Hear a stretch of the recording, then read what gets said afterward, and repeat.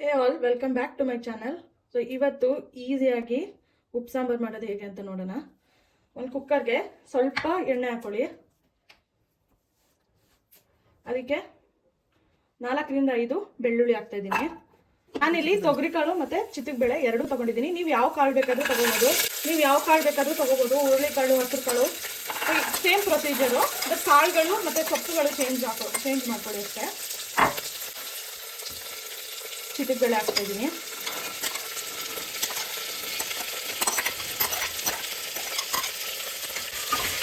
Procedure ಮಾತ್ರ same ಇರುತ್ತೆ. ನೀವು ಕಾಳು ಸೊಪ್ಪು ಮಾತ್ರ ಚೇಂಜಸ್ ಮಾಡ್ಕೊಳ್ಳಿ ಅಷ್ಟೇ.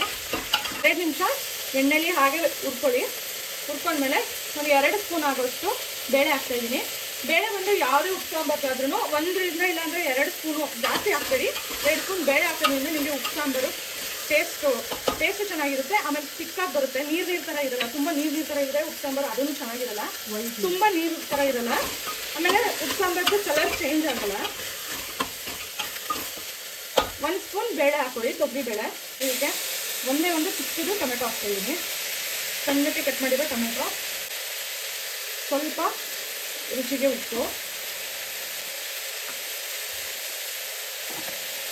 ಇಷ್ಟನ್ನು ಹಾಕಿ ಹುರ್ಕೊಂಡು ನೀರು ಹಾಕಿ ಕುದಿಸ್ಕೊಳ್ಳಿ. ಸೊಪ್ಪೇನು ಹಾಕೋದು ಬೇಡ. ನೀವು ಇದಕ್ಕೇ ಸೊಪ್ಪು ಹಾಕ್ಬಿಟ್ರೆ, ಎಲ್ಲ ಒಟ್ಟಿಗೆ ಹಾಕಿ ಸೊಪ್ಪು ಹಾಕ್ಬಿಟ್ರೆ ತುಂಬ ಬೆಂದೋಗುತ್ತೆ. ಸೊಪ್ಪು ಬೇಗ ಬೇಯುತ್ತೆ. ಸೊ ಒಳಗಡೆನೆ ಹಾಕಿದ್ರೆ ಟೇಸ್ಟ್ ಚೆನ್ನಾಗಿರಲ್ಲ. ಸಪ್ರೇಟಾಗಿ ಸೊಪ್ಪು ಹಾಕ್ಕೊಂಡು ಬೇಯಿಸ್ಕೊಳ್ಳಿ. ಹೀಗೆ ನೀರು ಹಾಕ್ಕೊಳ್ಳಿ. ನಿಮಗೆ ಉಪ್ಪು ಸಾಂಬಾರು ಎಷ್ಟು ಬೇಕಾಗುತ್ತೆ ಅಷ್ಟು ನೀರು ಹಾಕಿ. ಹಾಗಾದ್ರೆ ತುಂಬ ಜಾಸ್ತಿನೂ ಹಾಕಕ್ಕೆ ಹೋಗ್ಬೇಡಿ. ಒಂದು ಮೀಡಿಯಮ್ ಆಗಿ ನೀರು ಹಾಕಿ. ತುಂಬ ನೀರು ಹಾಕಿದ್ರೂ ಟೇಸ್ಟ್ ಇರೋದಿಲ್ಲ. ಇಷ್ಟು 1 ವಿಜಿಲ್ ಹಾಕಿ, 1 ವಿಜಿಲ್ ಬಿಡಿಸ್ಕೊಂಡ್ರೆ ಸಾಕು. ತುಂಬ ಜಾಸ್ತಿ ಹಾಕಿದ್ರೆ ಬೆಂದೋಗುತ್ತೆ. ಕಾಳು ಬೆಂದೋಗಿದ್ರೆ ತಿನ್ನೋಕ್ಕೂ ಚೆನ್ನಾಗಿರಲ್ಲ. ಸೊ ಒಂದೇ 1 ವಿಜಿಲ್ ಹಾಕೊಳ್ಳಿ. ಇದಾಗಿದೆ. ಇವಾಗ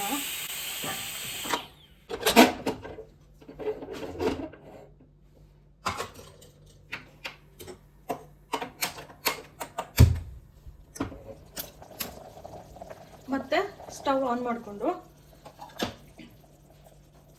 ಸೊಪ್ಪು ಹಾಕೊಳ್ಳಿ. ನಾನಿಲ್ಲಿ ಕಿರಿಕಿರೆ ಸೊಪ್ಪು ಸಣ್ಣಕ್ಕೆ ಕಟ್ ಮಾಡಿ ಹಾಕ್ತಾಯಿದ್ದೀನಿ.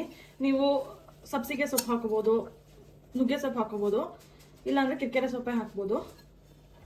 ನಿಮ್ಮ ಚಾಯ್ಸ್ ಅದು. ನಿಮ್ಗೆ ಯಾವ ಸೊಪ್ಪು ಬೇಕಾಗುತ್ತೆ ಅದನ್ನು ಹಾಕೊಳ್ಳಿ. ಈಗ ಸೊಪ್ಪನ್ನ ಬೇಯ್ಲಿಕ್ಕೆ ಬಿಡಿ.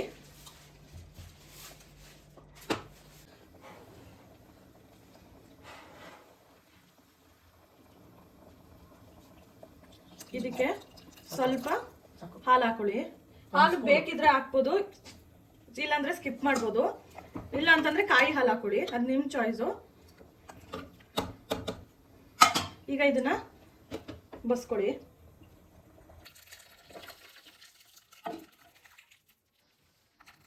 ನೋಡಿ, ಈ ಥರ ಬಸ್ಕೊಳ್ಳಿ. ಬಸ್ಕೊಂಡಾಗ ಕಾಳು ಸಪ್ರೇಟು, ಉಪ್ಪು ಸಾಂಬಾರು ಸಪ್ರೇಟ್ ಇರುತ್ತೆ. ಇವಾಗ ಕಾಳನ್ನ ಒಗ್ಗರಣೆ ಮಾಡ್ಕೊಳ್ಳೋಣ. ಸಾರ್ ನೋಡಿ, ತುಂಬ ನೀರು ಥರನೂ ಇಲ್ಲ, ಸ್ವಲ್ಪ ಥಿಕ್ನೆಸ್ ಇದೆ. ಈ ಥರ ನೀವು ಬೇಳೆ ಅದಕ್ಕೇ ಹಾಕೊಳ್ಳಿ ಅಂತ ಹೇಳಿದ್ದು. ಇವಾಗ ಒಂದು ಪ್ಯಾನ್ಗೆ ಇಲ್ಲಾಂದರೆ ಒಂದು ಬಾಣಲಿಗೆ ಸ್ವಲ್ಪ ಎಣ್ಣೆ ಹಾಕೊಳ್ಳಿ. ಇದೀನಿ. ನೀವು ಸಪ್ರೇಟಾಗಿ ಬಸ್ತು ಒಗ್ಗರಣೆ ಮಾಡಬೇಕು ಅಂತ ಏನಿಲ್ಲ. ಸ್ಟಾರ್ಟಿಂಗು ಬೆಳ್ಳುಳ್ಳಿ ಎಲ್ಲ ಹಾಕ್ತಿರಲ್ಲ, ಆವಾಗಲೇ ಕೂಡ ಒಗ್ಗರಣೆ ಮಾಡ್ಕೋಬೋದು. ನೀವು ಸಪ್ರೇಟು ಸಾಂಬಾರು ಮತ್ತು ಕಾಳು ಸಪ್ರೇಟ್ ಬೇಕು ಅಂತಂದರೆ ಈ ಥರ ಮಾಡ್ಕೊಳ್ಳಿ. ಇಲ್ಲ ಅಂದರೆ ಎಲ್ಲನೂ ಒಟ್ಟಿಗೆ ಕುಕ್ಕರ್ಗೆ ಹಾಕೊಂಡು ಫಸ್ಟೇ ಒಗ್ಗರಣೆ ಮಾಡಿ ಕುಕ್ಕರ್ಗೆ ಹಾಕ್ಕೊಂಡು ಬಸ್ಕೋಬೋದು. 2 ಮೆಥಡಲ್ಲಿ ಮಾಡ್ಬೋದು. ಎಣ್ಣೆ ಕಾದಿದೆ. ಸ್ವಲ್ಪ ಸಾಸಿವೆ ಹಾಕೊಳ್ಳಿ. 7-8 ಜಜ್ಜಿಟ್ಕೊಂಡಿರೋದು ಬೆಳ್ಳುಳ್ಳಿ ಹಾಕ್ತಿದ್ದೀನಿ. ಹಸಿಮೆಣಸಿನ್ಕಾಯಿ ಹಾಕ್ತಿದ್ದೀನಿ. ನೀವು ಒಣಮೆಣಸಿನ್ಕಾಯಿ ಕೂಡ ಹಾಕೋಬೋದು. ಹಸಿಮೆಣಸಿನ್ಕಾಯಲ್ಲಿ ಮಾಡಿದ್ರೆ ಸ್ವಲ್ಪ ಟೇಸ್ಟ್ ಚೆನ್ನಾಗಿರುತ್ತೆ. ಇದಕ್ಕೆ ಕರಿಬೇವಿನ ಸೊಪ್ಪು ಹಾಕ್ತಾಯಿದ್ದೀನಿ. ಇಷ್ಟನ್ನು ಹಾಕಿ ಕಾಳು ಬಸ್ತಿದ್ವಲ್ಲ ಆ ಕಾಳನ್ನು ಹಾಕ್ತಾಯಿದ್ದೀನಿ.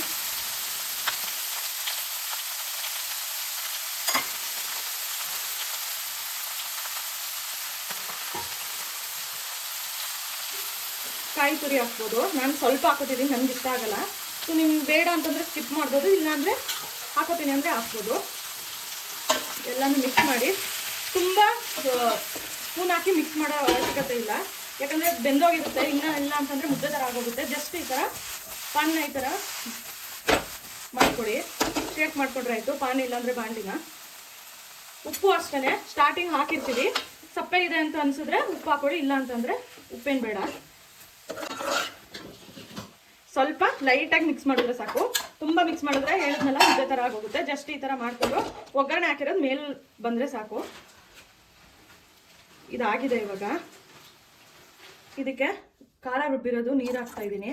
ಸೊ ನೀವು ಖಾರ ಅಷ್ಟೇ ಏನು ಖಾರಕ್ಕೆ ಏನೂ ಹಾಕಿಲ್ಲ ಅಂತ ಅನ್ಕೋಬೇಡಿ.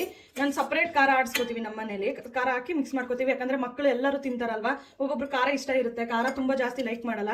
ಸೊ ನಿಮಗೆ ಎಷ್ಟು ಬೇಕೋ ಅಷ್ಟು ಹಾಕೊಂಡ್ರೆ ಸಾಕಾಗುತ್ತೆ. ನಿಮಗೆ ಉಪ್ಪು ಸಾಂಬಾರು ಖಾರದು ರೆಸಿಪಿ ನಾನು ನೆಕ್ಸ್ಟ್ ವಿಡಿಯೋದಲ್ಲಿ ಅಪ್ಲೋಡ್ ಮಾಡ್ತೀನಿ. ಮಾಡಿ ಇಟ್ಕೊಂಡ್ರೆ ನೀವು ಯಾವಾಗ ಬೇಕಾದರೂ ಉಪ್ಸಾರು ಮಾಡ್ಬೋದು. ಇಲ್ಲ ಅಂತಂದರೆ ಅದಕ್ಕೇ 2 ಹಸಿಮೆಣಸಿನ್ಕಾಯಿ ಹಾಕಿ ಕೂಗಿಸ್ಕೊಳ್ಳಿ. ಮುದ್ದೆ ಜೊತೆಗೆ ಅನ್ನದ ಜೊತೆಗೆ ಉಪ್ಸಾರು ಚೆನ್ನಾಗಿರುತ್ತೆ.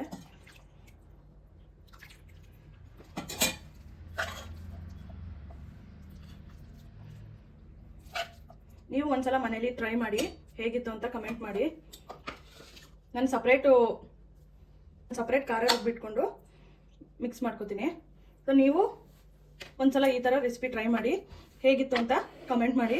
ನನ್ನ ವೀಡಿಯೋಸ್ ನಿಮ್ಗೆ ಇಷ್ಟ ಆಗಿದ್ರೆ ಲೈಕ್ ಮಾಡಿ, ಶೇರ್ ಮಾಡಿ, ನನ್ನ ಚಾನಲ್ನ ಸಬ್ಸ್ಕ್ರೈಬ್ ಮಾಡಿ. ನೆಕ್ಸ್ಟ್ ರೆಸಿಪಿಗೆ ಕಮೆಂಟ್ ಮಾಡಿ. Thank you.